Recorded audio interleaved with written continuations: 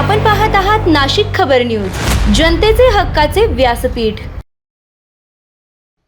मुसळधार पावसाचा कहर, पेठ गुजरात महामार्ग जलमय, सुरगाण्यात पार नदीचा रौद्रावतार।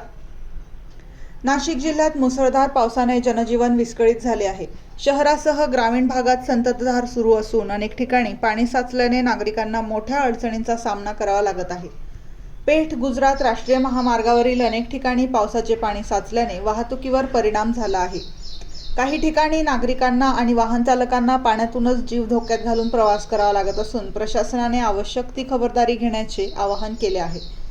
दरम्यान सुरगाणा तालुक्यातील पार नदीने रौद्ररूप धारण केले आहे।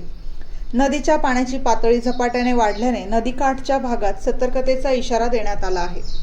प्रशासन परिस्थितीवर बारकाईने लक्ष ठेवून असून नागरिकांनी नदी, ओढे, पूरग्रस्त भागापासून दूर राहावे, तसेच अफवांवर विश्वास न ठेवता प्रशासनाच्या सूचनांचे पालन करावे असे आवाहन करण्यात आले आहे।